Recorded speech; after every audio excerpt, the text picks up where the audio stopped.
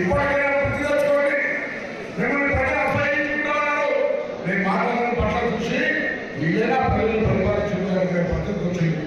ఏం మాట్లాడుతూ ఇంతకుముందు మన శ్రీనివాసరావు గారు చెప్పినట్టుగా, మహేందర్ గారు చెప్పినట్టుగా అసలు జ్ఞానం ఉండి మాట్లాడుతుందా, జ్ఞానం విచక్షణ కోల్పోయిందా, విచక్షణ జ్ఞానాన్ని కోల్పోయి మాట్లాడితే ఎందుకు ఆ దర్శనాన్ని పనిచేశాను. నేను ఇలా పార్టీ కార్యకర్తగా అంచెలు ఇక్కడికి వచ్చిన పార్టీలో ప్రజాస్వామ్యాన్ని కాపాడాలనుకున్నాం అందరం కూడా. మీరేమో రాజకీయపరమైన అనుభవం లేకుండా నేరుగా మా ముఖ్యమంత్రి గారు ఎప్పుడైనా మేనేజ్మెంట్ కోటాలో వచ్చి 10 సంవత్సరాల మంత్రి దిగినంత మనసులో అర్థమైనట్టు అందుకే మాట్లాడుతూ ఉన్నారు. అధికారం శాసనం కాదు, మీకు కానీ నాకు కానీ తెలుస్తుంది.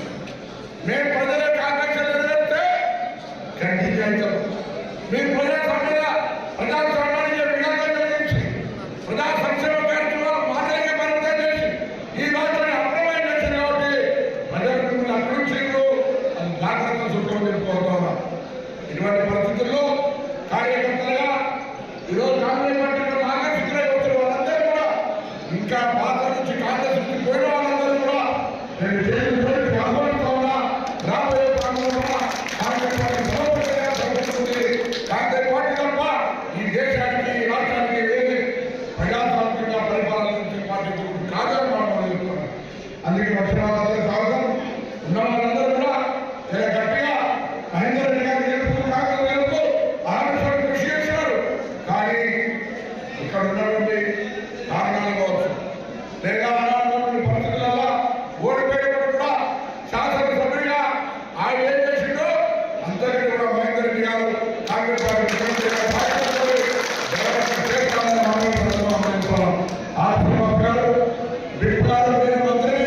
ఈ లోక్సభ నియోజకవర్గంలో మిగతా ఇంకా శాసనసభ్యులు ఇంకా సందర్భాలు కలిసి కార్యకర్తలతో కుటుంబంగా భవిష్యత్తు ఫలితాలను తీసుకెళ్లేందుకు కృషి చేద్దాం. అవి స్థానిక సంస్థలు కావచ్చు, మున్సిపాలిటీలు కావచ్చు, సహకార ఎన్నికలు కావచ్చు, పార్లమెంట్ ఎన్నికలు కావచ్చు, ప్రతి ఎన్నికలకు అందరూ కూడా కష్టపడి ఫలితాలు తెచ్చుకుందామని మనం నిర్ణయిస్తున్నాం. మీ ప్రేమ అభిమానానికి ధన్యవాదాలు. నేను ఆనంద కార్యకర్తగా ఒక ఎన్ఎస్ఏ గారిగా ఉత్తరాలు ప్రారంభిస్తే నాకు చైర్మన్ వచ్చిన, ఎంపీ వచ్చిన, ఎంపీ ఓడిపోయిన తర్వాత కాంగ్రెస్ పార్టీ ప్రెసిడెంట్ గా వచ్చిన, దాని కొడుకోలో కూడా అక్రమాలకు సంబంధించిన అంశాలు వచ్చిన అనేక సందర్భాలు జరిగిన తెలంగాణ రాష్ట్ర ప్రభుత్వ మంత్రిగా మీ బిడ్డగా మీతో కలిసి ప్రెసిడెంట్ వాళ్ళు ఇక్కడికి వచ్చిన చక్రవర్తి గారు కావచ్చు, చాలా మంత్రులు రాజేంద్ర గారు కావచ్చు, అందరూ కూడా కలిసి చదువుకున్నటువంటి వాళ్ళు తప్పకుండా ఆ విధంగా కార్యక్రమం తీసుకోవడం.